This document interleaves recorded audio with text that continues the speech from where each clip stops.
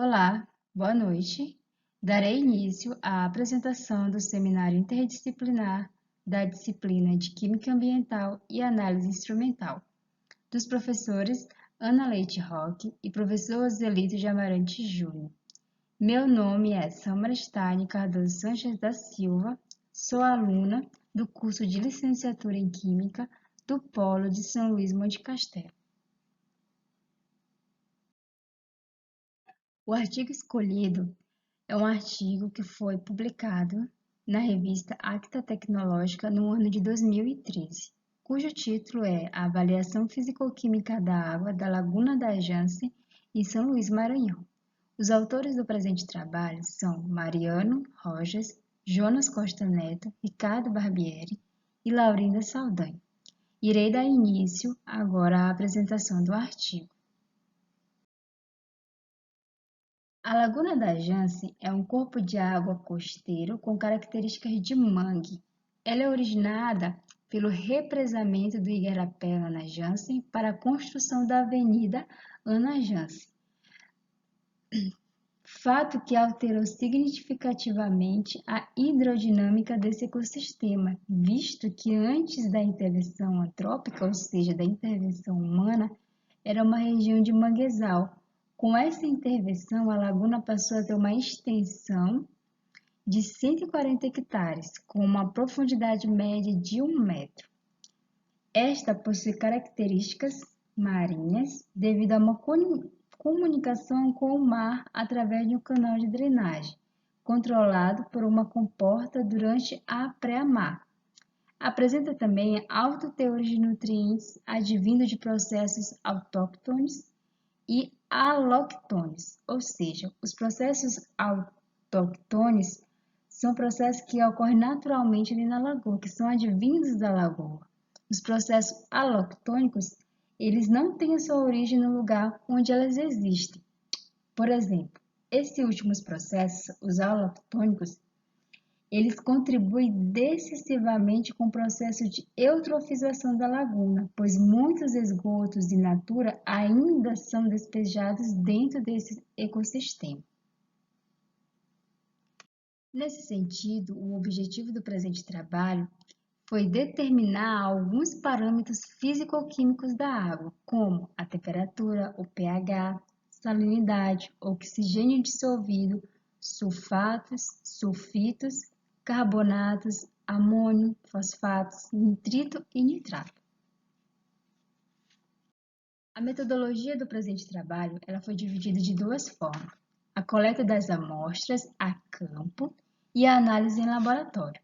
A coleta das amostras foi dividida em duas campanhas, uma no verão seco, que compreende os meses de julho a janeiro, e outra no verão chuvoso, que compreende os meses de fevereiro a junho.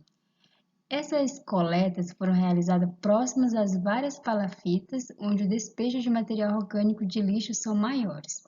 Para a coleta da água, foi utilizada a garrafa Van Dor. Aqui ao lado temos uma imagem da garrafa Van Dor, imagem retirada do Google. Em campo, avaliaram-se os parâmetros físico-químicos de pH, salinidade, condutividade e temperatura, através do termômetro, salinômetro, condutivímetro. E, posteriormente, algumas amostras foram coletadas e guardadas para levadas em laboratório. Em laboratório, foram realizadas análises de oxigênio dissolvido, amônia, nitrito e nitrato, fosfato, silicato, ferro, alumínio, sulfato, sulfeto, cálcio e magnésio, sódio e potássio.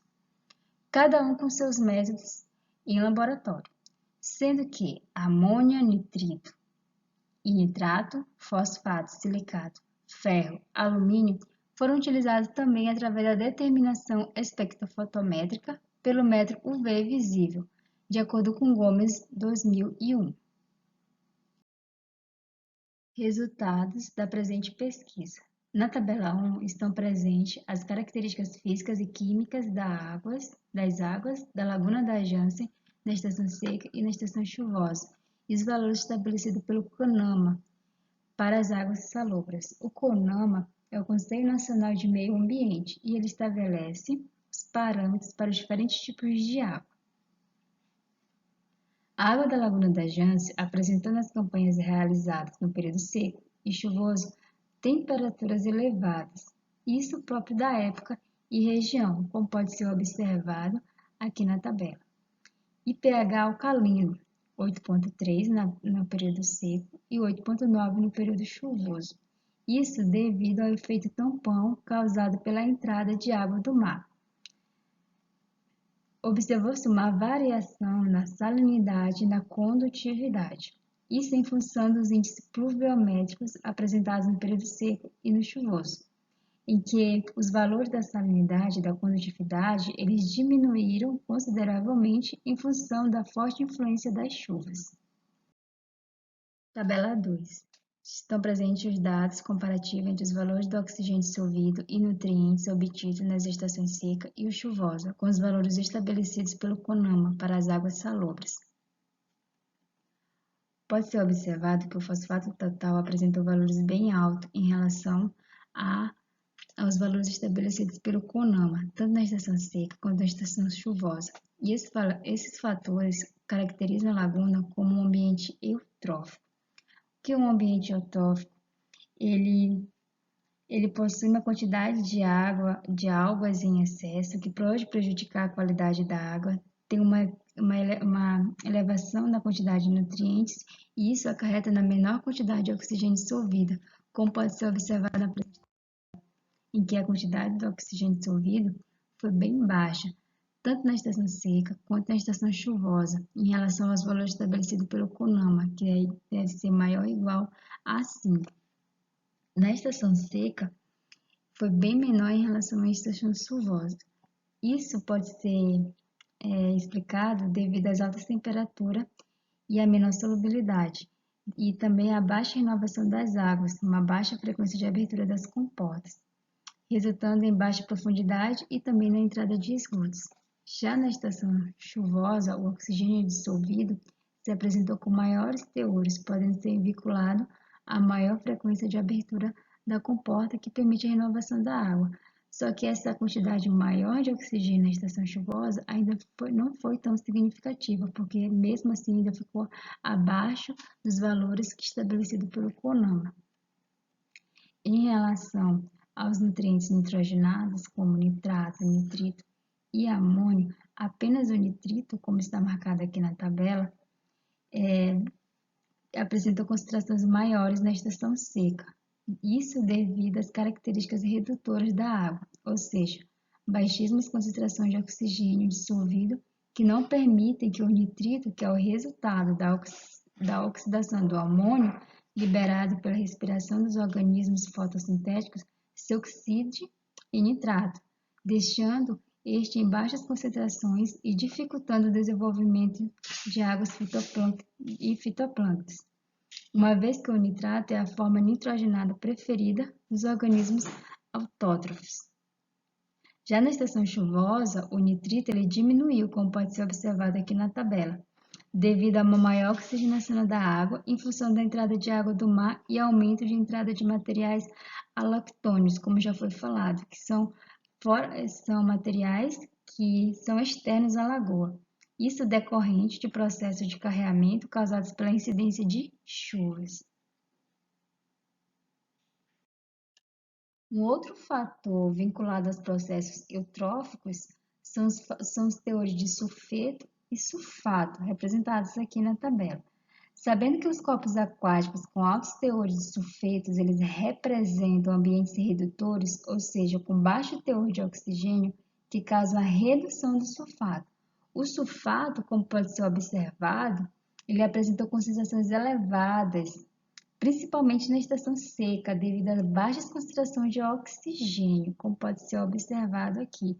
A estação seca chegou ao valor de 44,6 mg por litro, maior em relação à estação chuvosa. Isto ocorreu devido à falta de renovação das águas e elevado consumo de oxigênio pelos micro-organismos decompositores, ocasionando a sulfato-redução. Em decorrência desse processo e da liberação de gás sulfídrico, que é resultado do processo de decomposição, a concentração de sulfeto aumentaram vertiginosamente, indicando características anaeróbicas na água da laguna. Na figura 1, estão presentes a variação das concentrações de oxigênio dissolvido e nutrientes na estação seca e na estação chuvosa. Aqui, destacado, estão os valores de fosfato, o orgânico e o inorgânico. Estes foi maior na estação seca em relação à estação chuvosa. Só que nesses dois momentos foram bem altos em relação aos valores estabelecidos pelo CONAMA. Esses valores elevados de fosfato orgânico indicam um ambiente anóxico. Indicam um ambiente anóxico, uma vez que o fosfato é um agente limitante de produtividade, e essas concentrações elevadíssimas estão vinculadas ao lançamento excessivo de esgoto na laguna, que traz em si diversos compostos fosfatados. Chamando agora para a quantidade de silicato presente na laguna, principalmente no período chuvoso, que foi bastante elevado. Apresentou concentrações maiores nessa época, o que indica grande população de diatomacéias e solos ricos em silicato. Diatomacéias são algas unicelulares que formam paredes celulares distintas a partir da sílica. Na estação seca, obtiveram-se valores menores, mas ambos dentro do esperado da água com pH alcalino, e também dentro dos valores estabelecidos pelo CONAMA, que é até 134,7 mg. Em relação aos valores de ferro total e alumínio total, o valor de ferro se encontrou dentro do permitido pela CONAMA. Porém, o alumínio ele possuiu as mesmas concentrações nas duas estações, apresentando valores superiores ao permitido pela resolução da CONAMA, sendo preocupante sua elevada concentração, pois o alumínio ele é fitotóxico e facilmente bioacumulado, podendo prejudicar toda a cadeia trófica do ecossistema aquático da lagoa. E os valores encontrados para o alumínio na presente pesquisa foi de 0,147 mg, um valor bem alto em relação aos valores estabelecidos pelo CONAMA, que, de acordo com a tabela 2, é de 0,1. Na figura 2, estão presente a variação das concentrações de nutrientes na estação seca e na estação chuvosa. Como pode ser observado na figura, notou-se uma maior concentração na estação seca devido às elevadas temperaturas que aumentaram o processo de ebulição da água da laguna para os nutrientes sódio, potássio, magnésio e cálcio, deixando-a mais rasa e concentrada com relação a esses íons. Já na estação chuvosa, mesmo com uma entrada mais frequente de água do mar, a incidência de chuvas foram essenciais para a concentração desses nutrientes diminuísse em função de um maior volume de água, ocasionando a diluição.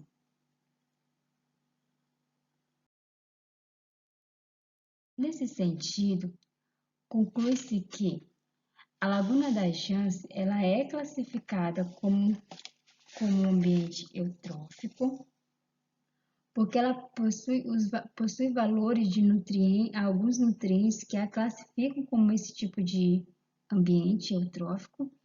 Isso porque esses nutrientes, como o fosfato, que são limitantes em ecossistemas aquáticos, encontram-se em concentrações elevadíssimas, que excedem a quantidade permitida pelo CONAMA. Ela também é considerada um ambiente redutor, pois ela tem elevada quantidade de nitrito e sulfeto, que classificam como esse tipo de ambiente, ou seja, anaeróbico, cuja concentração de oxigênio dissolvido ela é baixíssima, não havendo oxidação do nitrito, resultando assim em altas concentrações deste. Portanto, ela é considerada um ambiente contaminado, onde a maioria do material encontrado nela é alactônico, ou seja, ela é proveniente de esgoto urbano que influi decisivamente na concentração de muitos nutrientes, que por consequência atinge a biodiversidade da laguna e sua oxidação. E ela possui uma concentração elevada de alumínio dissolvido, o que excede a concentração estabelecida pelo CONAMA, podendo prejudicar toda a cadeia alimentar da laguna, além de causar danos aos organismos autótrofos, uma vez que o alumínio é fitotóxico. Aqui as referências apresentadas na apresentação deste artigo. Obrigada pela atenção. Boa noite.